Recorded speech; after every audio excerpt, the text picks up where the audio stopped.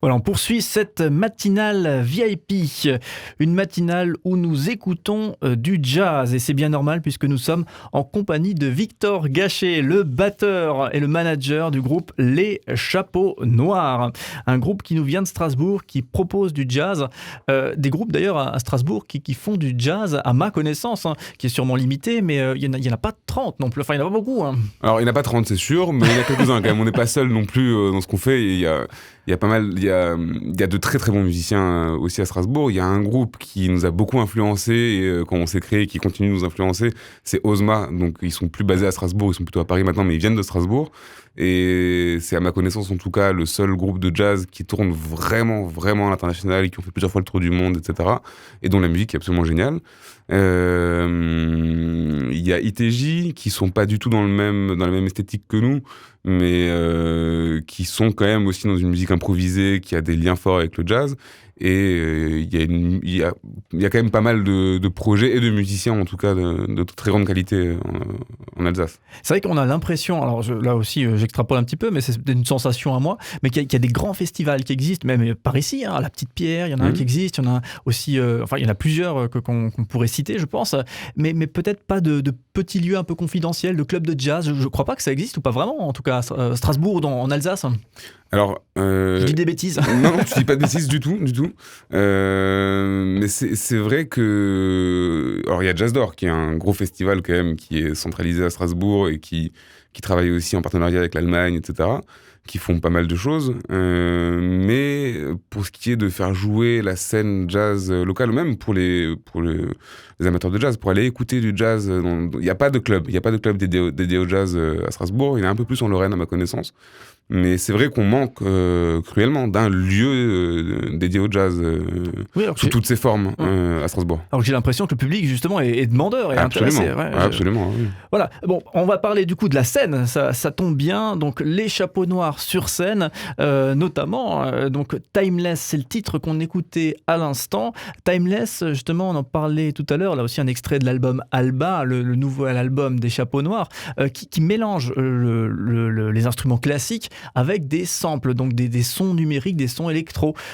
Sur scène, ça se traduit comment ? On met les sons électro sur scène également ? Absolument, ouais. Ça aussi, c'est une grande nouveauté pour nous depuis cet album Alma, c'est qu'on intègre l'électronique dans les enregistrements et sur scène. Donc il y a des samples qui ont été créés au préalable, qui sont dispatchés sur scène. Il y a l'utilisation, la déformation électronique de sons acoustiques en live sur scène, et il y a l'utilisation aussi de pads dans lesquels il y a des sons programmés qu'on a créés au préalable. Donc ça, effectivement, c'est un processus de jeu, c'est même pas vraiment un processus, mais c'est une manière de jouer de la musique qui se complète complètement, enfin, avec notre musique instrumentale. On n'a jamais fait le tour de la musique instrumentale ni la musique électronique, mais ces deux choses, on essaie de les faire se compléter pour avoir une musique homogène et pertinente. Mais ceci dit, ça rejoint ce qu'on disait avant sur les lieux de diffusion du jazz. En vrai, il y a aussi des endroits qui font les ponts entre les différentes musiques. Par exemple, la laiterie, qui est un endroit qui nous accueille en résidence en permanence et qui nous fait, chez qui on a fait la release party d'Alma, chez qui on a déjà joué plusieurs fois, etc. C'est une salle de concert qui est plutôt étiquetée rock à la base, mais qui s'ouvre à plein d'esthétiques différentes, y compris au jazz.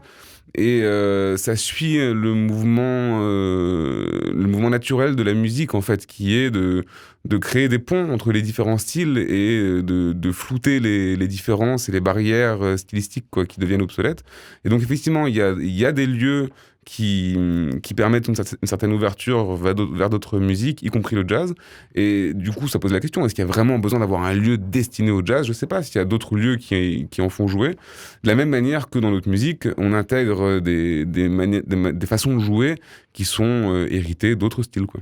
Et justement, alors ça fait un petit peu question caricaturale, mais quand même, je pense que beaucoup se posent la question, est-ce que introduire de la musique électronique dans son jazz, qu'on y voit beaucoup de musicalité, d'improvisation, on y voit, c'est peut-être un peu caricatural là aussi, mais les vrais musiciens, vraiment des musiciens d'exception qui jouent ce jazz. Est-ce que justement on vient pas un petit peu amoindrir cette image avec de l'électro, ou votre avis par rapport à ça? Alors, mon avis, c'est que les gens qui pensent ça, je suis vraiment désolé pour eux, et que je les encourage à aller écouter de la musique et pour se rendre compte par eux-mêmes que l'électronique n'a pas vocation à amoindrir la musique instrumentale, en tout cas pas le jazz. Et je constate moi-même qu'il y a des producteurs alors, on parle plus de producteurs de musique électronique, bien qu'on pourrait parler de musiciens aussi, qui sont des compositeurs absolument incroyables, des interprètes incroyables.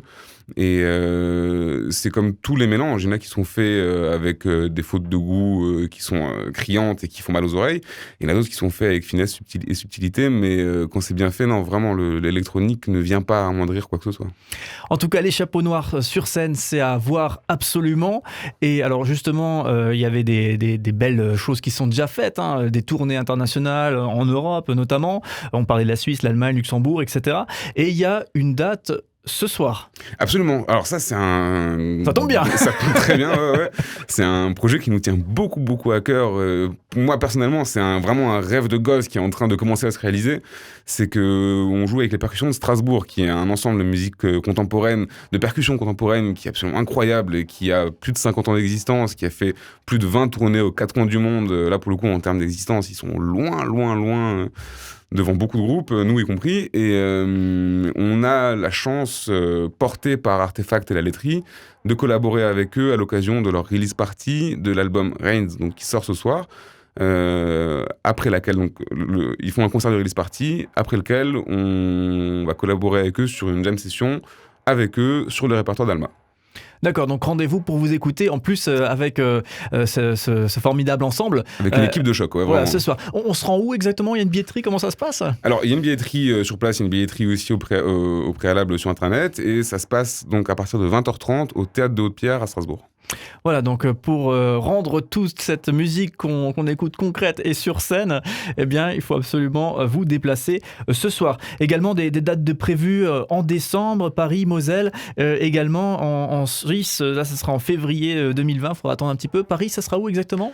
Absolument. Alors, Paris, c'est le 3 décembre au Sunset Sunside, rue des Lombards à Paris. Et il s'agit de la première date à Paris depuis la release party d'Alma qui avait eu lieu en avril à la Boule Noire. Et on fait cette première date parisienne en décembre. Donc ça fait quelques mois qui sont écoulés et on espère que vous serez nombreux à venir nous voir à Paris. Voilà, donc rendez-vous à Paris pour ceux qui ne pourront pas vous écouter ce soir même à Strasbourg. Là, c'est le moment quand même de saisir cette occasion.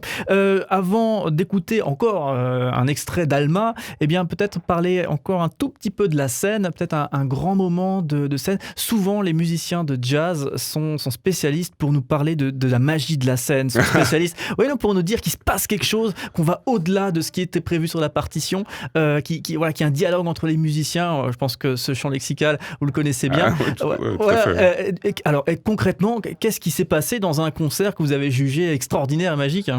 Alors, il y en a eu beaucoup des concerts qui ont été vraiment magiques et c'est vraiment pour ça qu'on fait ce métier. Moi, en tout cas, c'est pour ça que je fais ce métier. C'est pour ces moments absolument incroyables et qui ont quelque chose de magique qui se passe sur scène, où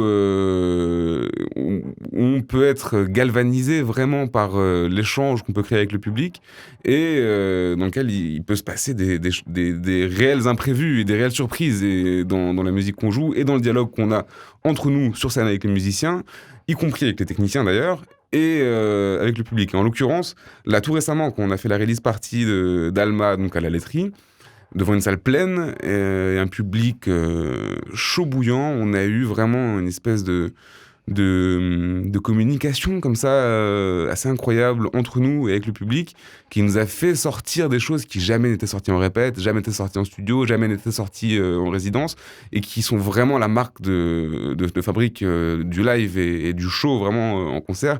Il s'est passé des choses absolument incroyables. On essaye de trouver la même magie à chaque concert, mais là en particulier à la laiterie ce jour-là c'était quelque chose d'assez grandiose. Ouais. C'est vrai qu'on a l'impression de retomber presque dans le champ lexical du sportif qui, face à son public, déploie la performance qu'il n'a pas pu déployer en entraînement. C'est assez intéressant. Ouais, alors on n'est pas vraiment dans la performance, par contre, contrairement aux sportifs, mais effectivement, la comparaison tient en ce sens que au moment de l'aboutissement de mois, voire d'années de travail dans la représentation, que ce soit sportive ou sur scène, se passe quelque chose de nouveau qui n'a jamais eu lieu avant, et c'est ça qui est génial et qui fait vibrer vraiment, quoi. Et puis il y a un caractère tout à fait orgasmique à ça, parce qu'il y a vraiment, comme je disais, des mois, voire des années de préparation qui sont un travail auquel on prend déjà évidemment beaucoup de plaisir. Et le moment où on arrive sur scène, c'est une concrétisation de quelque chose quand même qui peut avoir un caractère très orgasmique.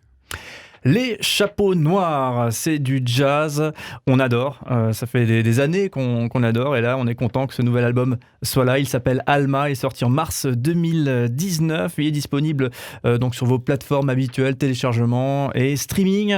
Le site internet leschapeauxnoirs-jazz.com, et ce rendez-vous ce soir à ne surtout pas manquer. On écoute bien un titre d'Alma qui s'appelle Avec Alma, une petite histoire peut-être sur cette chanson, j'imagine. Oui, tout à fait, c'est d'ailleurs ce titre qui a donné son nom à l'album.